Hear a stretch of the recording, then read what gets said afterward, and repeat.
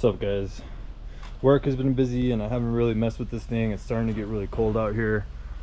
It's already fall, trees are changing, but so I still have the motor out here sitting on the stand. The reason being that I am still waiting for some parts. This is the old trans with the leaky bell housing. You can see how much it's really leaking, like it's getting it all on this little cart. So a few things that I found. My wastegates, I'll put this back on.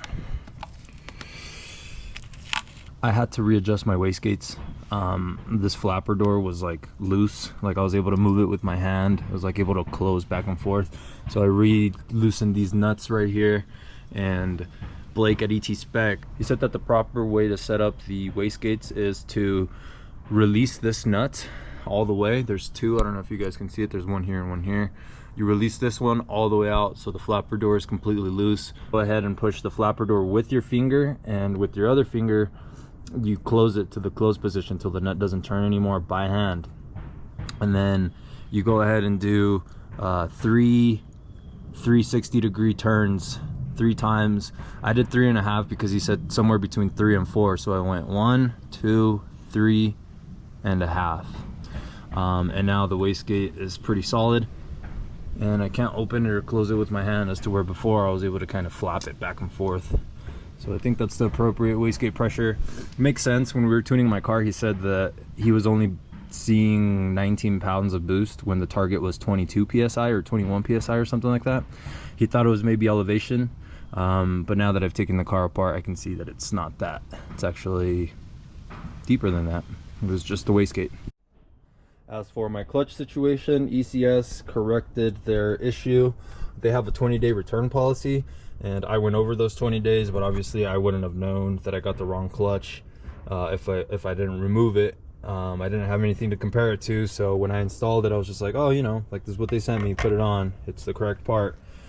Not using my brain, super excited to get the car up and running. But now that I pulled it back out, did some research, I saw that this doesn't have springs. This is the new 6-puck clutch that I got. This one has springs in it.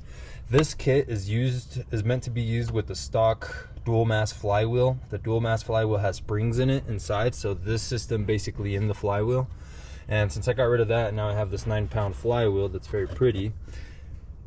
I can't use this because now they're both unsprung. So now with the actual sprung disc, it should be a lot better, and it should help with chatter. So super excited to get the car back together, feel how it pulls with the actual adjustment of the wastegate and with the proper clutch. So very much needed. It's starting to get cold out here. I'd rather do this now than deal with it later. I also did order some new shift linkage, the JHM solid shift linkage bushings. So I'm gonna go ahead and install that before I put it on. Good trans, bad trans. Swapping everything over from this trans. The shift linkage from mine is just gonna go on this one. This is a late style. There is a difference on where the cross rod bolts onto, but with the late style you have both options. You can either use the late rod or the early style rod and just bolt it up to that hole. So I'm gonna be reusing all that. I got my new throwout bearing installed. Got the clutch torqued down, 75 foot-pounds on the flywheel and 25 foot-pounds on the pressure plate bolts with red Loctite. Right now I'm just swapping over the master cylinder. This is the master cylinder that was on this trans. It's an AutoZone one. As you guys can see, it doesn't look like the OEM one.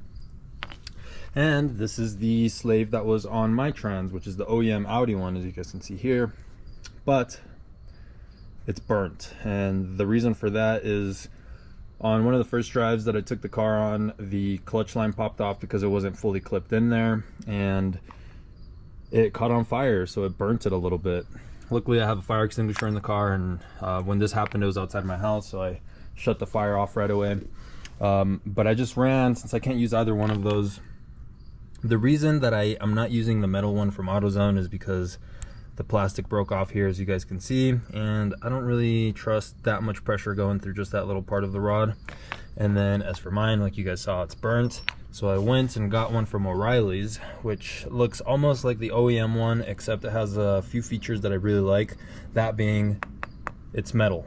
It's like the OEM cast, but it's made out of steel, and the push rod has metal on it. As you can see, the OEM one has a plastic one. This bigger metal one I think is more durable.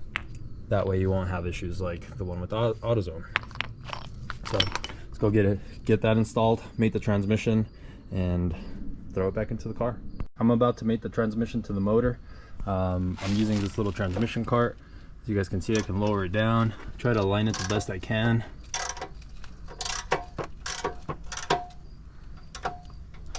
That way we don't mess up the input shaft. The motor is back in the S4, finally. Well, I guess not finally, it's only been like a week. I have everything. I already installed my new clutch, of course, as you guys saw. My new shift linkage has the weighted shifter linkage from JHM. Here's my harness to the motor. I went ahead and added a clip for the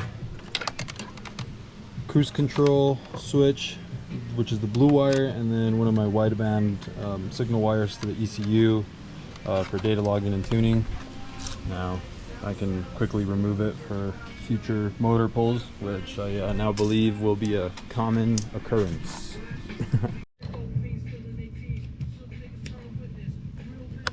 There you go. Well, it started. Okay. All right, well, I've gotten to the point where I'm finally going to be putting oil into the motor. That way I can start it, make sure everything's good.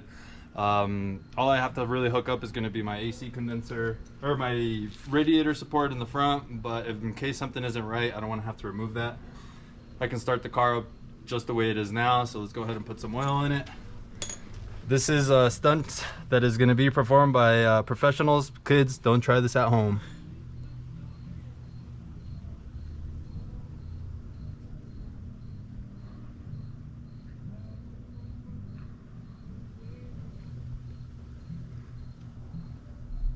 How many quarts? 7 quarts of oil. That's how many quarts of oil this thing needs. 7 quarts.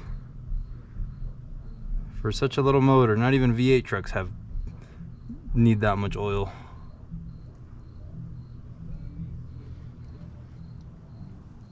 I think we're ready to give it a crank, see if it turns on. Hopefully everything goes smooth. It should. I'm very careful with these things.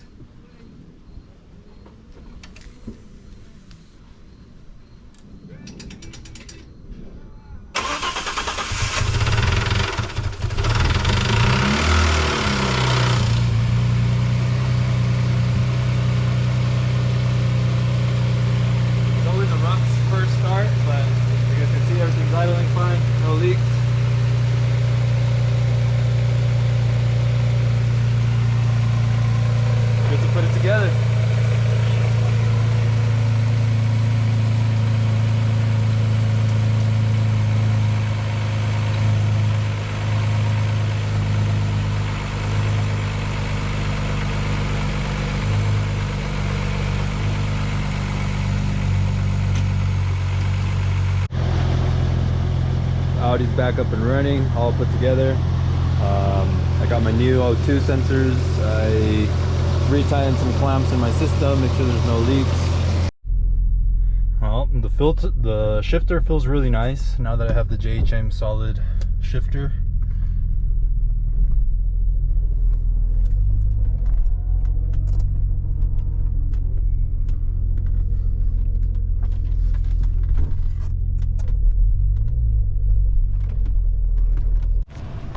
Tried to hit boost. I think I popped off a hose. Something popped off. Popped a hose right there.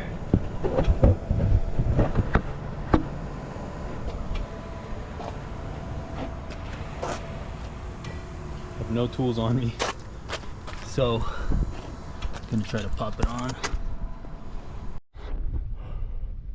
This is why I didn't put on my front bumper.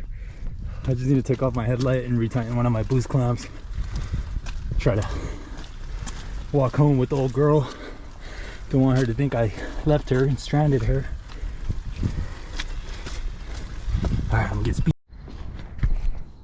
Okay, so I had these extra clamps from when I bought the turbos.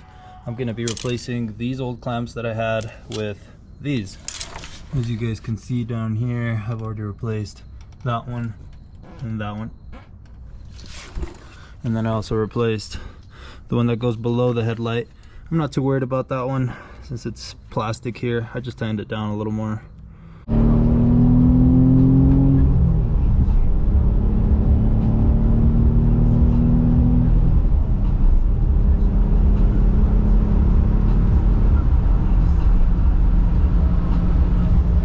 Not sure how much of a difference partial throttle is making, but I'm trying not to hit full boost right now or shift hard because I just installed my new sprung clutch and I basically have to go through the 500 miles to break it in properly. Right now, as you guys can see, I'm at 19. I went ahead and reset the odometer.